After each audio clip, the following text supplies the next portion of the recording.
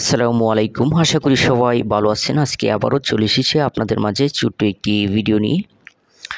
এখানে আমি দেখতে পাচ্ছেন এই যে এটা হচ্ছে একটি বাথরুমের ছাদ। এখানে আমি সিমেন্ট গুলেছি, সিমেন্ট গুলে এই বাথরুমের মধ্যে ঝাড়ু দিয়ে কিন্তু দিতেছি। তো এখানে টিন সেট বাড়ির একটি কাজ করতেছি। টিন সেট বাড়ির যে বাথরুম আছে এটার যে ছাদটা এটা গতকালকে ঢালাই করেছিলাম। যারা চ্যানেলে নতুন আছেন অনেকেই জানেন না, দেখেন হয়তো আগের ভিডিওটি। অবশ্যই আগের ভিডিওটি দেখলে বুঝতে পারবেন। ছাদ ঢালাই করছি গতকালকে সন্ধ্যার দিকে। এখন সকাল 9টায় এসে আমি এখানে সিমেন্ট গুলে গিরুটিন দিতেছি ছাদের উপরে। সাথে থাকুন, যারা বাড়ি তৈরি করতে চান অবশ্যই কিছু গুরুত্বপূর্ণ বিষয় আপনাদেরকে জানানোর চেষ্টা করব। জানতে পারবেন কাজের গুরুত্বপূর্ণ বিষয়গুলো কিভাবে করতে হবে। অল্প কোর্সের ভিতরে আপনারা কাজ করতে পারবেন আমার ভিডিওগুলি দেখলে। এরকমভাবে বাথরুমের ছাদ ঢালাই করার পরে সকালে এসে অবশ্যই আপনার সিমেন্ট গুলা তৈরি করে ঘন করে গিরুটিন দিতে হবে ছাদের উপরে। অনেকেই আছেন বলেন যে বাথরুমের ছাদ ছোটোখাটো ছাদ, এগুলোর উপরে গিরুটিন দেওয়ার প্রয়োজন নেই। অবশ্যই দিতে হবে। এরকমভাবে যদি গুলা তৈরি করে ঘন করে দেওয়া হয় এক্ষেত্রে আপনার অনেকটা উপকার হয়। এটা কারণ হচ্ছে আপনার এরকমভাবে যদি ঘন করে দেওয়া হয় গুলে, এই যে আমি বালতির মধ্যে গুলেছি, এটা এই ছাদের উপরে যখন বৃষ্টি পড়বে, কারণ বর্ষাকালে প্রচুর বৃষ্টি হয় এবং এটা বৃষ্টির কারণে কিন্তু অনেক সময় ডালাইটা ড্যাম হইতে পারে। প্রচুর বৃষ্টি হওয়ার কারণে ডালাই ড্যাম হয়ে যেতে পারে। ড্যাম হইলে কিন্তু ডালাই দুর্বল হয়ে যাবে, অনেক সময় ফাটা টাটা মারতে পারে। এই কারণে আপনার এই গুলাটা দিলে পরে এই ডালাইটা কিন্তু ড্যাম হবে না।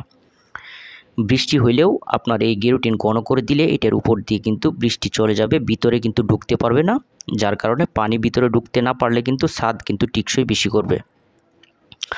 তো এই কারণে এই গুলাটা দিতে হবে। এবং আজকে আমি এখানে যে কাজটা করতেছি, আজকে কিন্তু আপনার এখানে একটু এই যে দেখতে পাচ্ছেন জায়গাটা, এটা একটি ওয়াশরুম। এখানে কাঠ ফিটিং করেছি, রিংটোন ঢালাই করব। তো এই রিংটোনগুলো এখানে অল্প জায়গা বাকি রয়ে গেছে। আপনার এখানে এটা ওয়াশরুম, এটার ভিতরে আপনার টিউবওয়েল আছে, মোটর আছে এবং এখানে এই রিংটোনের সাইজগুলো 5 ইঞ্চি বাই 6 ইঞ্চি।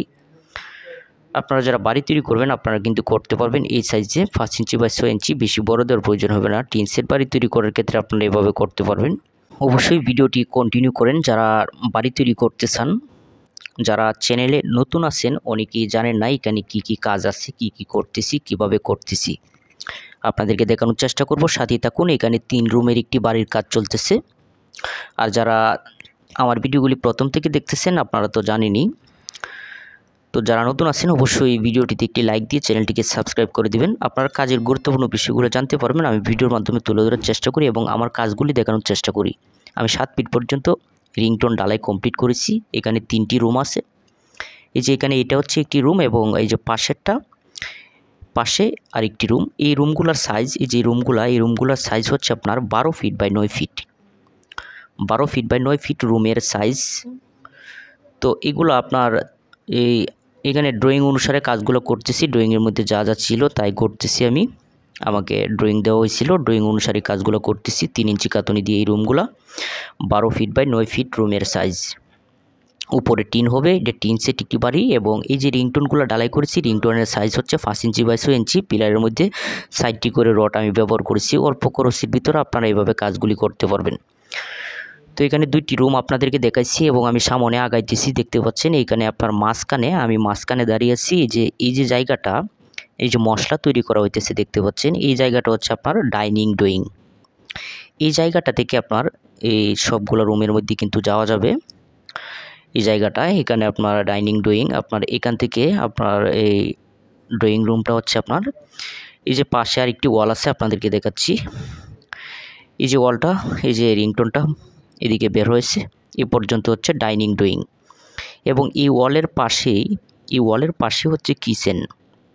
এই যে কিচেন দেখেন, এটা হচ্ছে কিচেন রুম। এখানে কিন্তু আপনার রান্না বান্না হবে। কিচেন তো অবশ্য আপনারা জানেনই। এখানে এই আপনার যে স্ল্যাবগুলো এগুলো আমি আগেই ঢালাই করে ফেলেছি, গাঁথুনির ভিতরে চাপ দিয়ে ঢালাই করে ফেলেছি।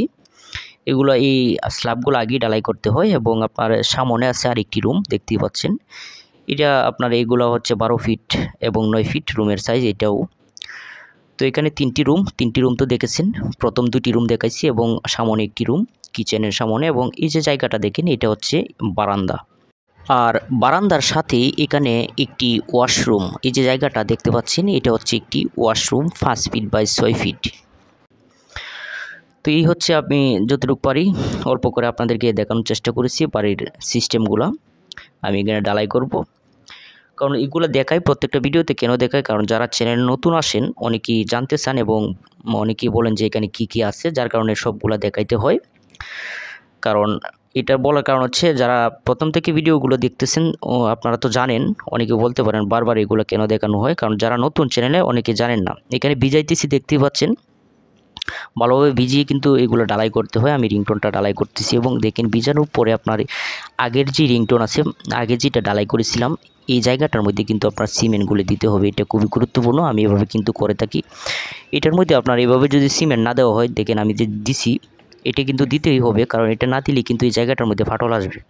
এটা খুবই গুরুত্বপূর্ণ, কারণ এটা প্রত্যেকটা কাজের ক্ষেত্রে কিন্তু সিমেন্টের গুঁড়াটা খুবই জরুরি, খুবই গুরুত্বপূর্ণ। এটা লক্ষ্য করতে হবে কাজ করার ক্ষেত্রেই। আমি 5 ইঞ্চি বা 6 ইঞ্চি প্রত্যেকটা রিংটোন ঢালাই করে থাকি। টিন সেট বাড়ির বেশি বড় দেওয়ার প্রয়োজন হয় না। এখানে 3টি করে রড ব্যবহার করেছি উপরে রিংটোনের মধ্যে। আর রিংটোন ঢালাই করার ক্ষেত্রে কিন্তু অবশ্যই আপনার কড়া করে সিমেন্ট দিয়ে আপনার কাজগুলি করতে হবে। আপনারা যদি অল্প খরচের ভিতরে বাড়ি তৈরি করতে চান তাহলে আমার ভিডিওগুলি দেখতে পারেন এবং কীভাবে সঠিক নিয়মে তৈরি করতে হবে এই বিষয়গুলো আপনারা জানতে পারবেন। প্রত্যেকটা ভিডিওর মাধ্যমে আমি কিছু না কিছু গুরুত্বপূর্ণ বিষয় তুলে ধরার চেষ্টা করি এবং বলার চেষ্টা করি। সাথে থাকবেন আমি আশা করি। এবং এইখানে রিংটোনটা দেখতে পাচ্ছেন আমি ঢালাই করে নিয়েছি। সাথে থাকলে অনেক কিছু জানতে পারবেন। এবং আমি একটু পিছন সাইডটা দেখানোর চেষ্টা করতেছি আপনাদেরকে। দেখেন এটার যে বিট আছে, বিট লেভেল কিন্তু পিছনে অনেক উঁচু, কারণ জায়গা ডাউন ছিল, প্রচুর ডাউন ছিল। এখানে প্রায় 5 ফিটের মতো পাই, অনেক উঁচু। এটা অনেক সময় নিচ্ছে কাজগুলো করতে, বিট লেভেল পর্যন্ত কাজ করতে অনেকটা সময় নিচ্ছে। 3 জনে কাজ করতেছি। আর এখানে রিং বসানো হয়েছে, দেখেন এই যে আপনার এই বাথরুমের সাথেই কিন্তু এখানে মল আসার জন্য রিং বসানো হয়েছে। এটা পিছন সাইড, আর এটা হচ্ছে বাথরুম। দেখতে পাচ্ছেন বাথরুমের উপরে কিন্তু ছাদ দেওয়া হয়েছে, ঢালাই দেওয়া হয়েছে।